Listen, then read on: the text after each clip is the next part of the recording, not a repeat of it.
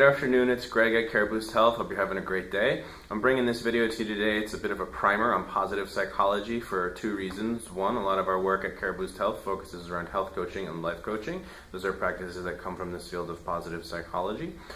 Two, on February the 9th, we are very happy to be welcoming guest speaker Diane Lang. She's going to be coming to do a workshop on positive psychology, finding your happiness. This is going to be at 7 o'clock on February the 9th. I'm going to put some details in the link below. I hope you can join us. So with that being said, this is my little primer on positive psychology, what it is, and how we use it here at our work. So what is positive psychology? It is a branch of psychology that focuses on achievement. Normally, people work with psychologists to address some sort of an issue. Let's say I'm working on a case of depression. I'm going to work with a psychologist, and that person is going to help me get back up to this kind of baseline level of functioning. In positive psychology, I'm going to work with the same principles and ideas, and it's going to help me achieve greater heights. So that's kind of a way to think about what positive psychology is in the big picture. Excuse me. As a field, it really started to take off around the year 2000. There was a professor at the University of Pennsylvania by the name of Dr. Martin Seligman. He was also the president of the APA for a while. A lot of his earlier work had to do with a concept called learned helplessness. This is an idea in psychology where if you help somebody too much, they forget how to do it for themselves and they wind up worse off than they were before. So he learned that if you are able to teach people how to help themselves, not only one, are they not dealing with these issues that they were getting help for in the first place, but now two, on top of that, they have this tremendous sense of accomplishment and happiness from being able to do it for themselves. So he kind of transplanted those ideas out of that context to kind of make them more broadly apply to everybody, using ideas of using an enjoyable work in order to experience more happiness in daily life.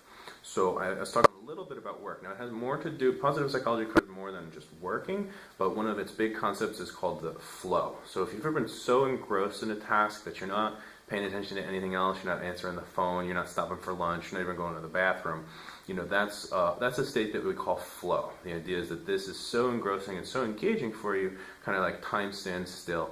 In positive psychology, we use that as an indicator to kind of point out, like, this is something that you really like, you should do more of this, right?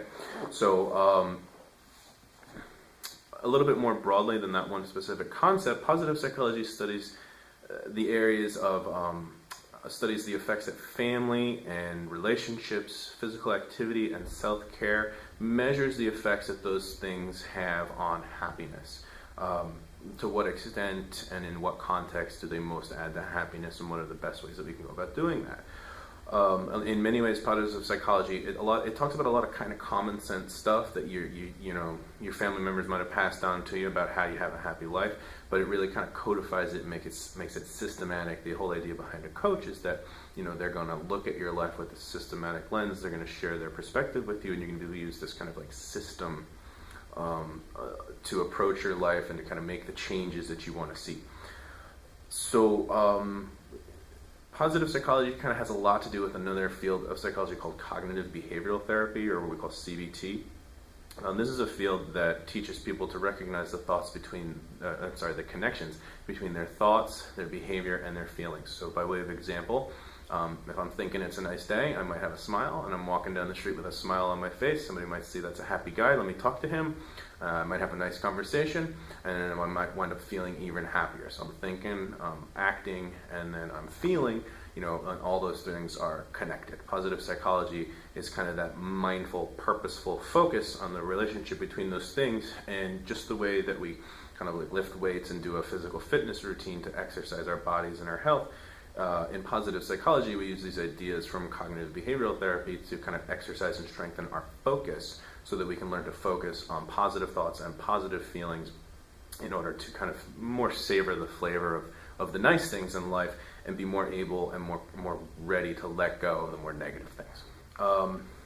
Specifically, there's two concepts in positive psychology I kind of touch on real briefly, the pleasant life and the meaningful life. I touched on a little bit before. The pleasant life, it teaches people to really find and focus on the things in life that make them happy. It's not that you're going to eliminate the negative things from life entirely. It's just that you're going to kind of build a skill, build a practice of more frequently focusing on the positive things.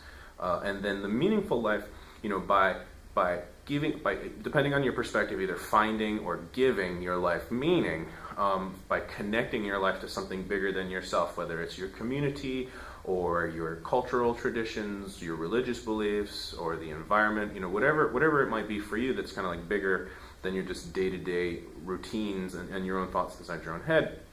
By forging some sort of a connection to this bigger thing with our activities from day to day, that's going to add another sense of satisfaction and meaning and purpose and happiness and enjoyment, to our lives. In wellness, we hear people talk about mindfulness a lot, and this is a big part of positive psychology, is that we kind of practice the skill of really both noticing and then really savoring the happy things in life. Where I might have 3 bad days and 3 good days, but depending on which ones I focus on when I'm sitting at the end of the week thinking about my week, if I'm focused on the good, it was a good week. If I'm focused on the bad, it was a bad week, that kind of thing. So, as I said before, positive psychology is a collection of a lot of kind of common sense ideas, but one of the real benefits of working with a coach in this area is that they're going to help you kind of apply this systematic lens, this systematic approach to really take control of the different aspects of your life, that you can modify to both notice and more enjoy the happiness and the positivity, and then also kind of learn and recognize the things that you don't have a lot of control over, but that you can also just then more readily let go of them, by kind of, I can focus on this, but not on this, so I'm not going to stress myself out about this other thing. So I hope that was helpful. I hope that we see you on February the 9th. Have a great day, and thanks for watching.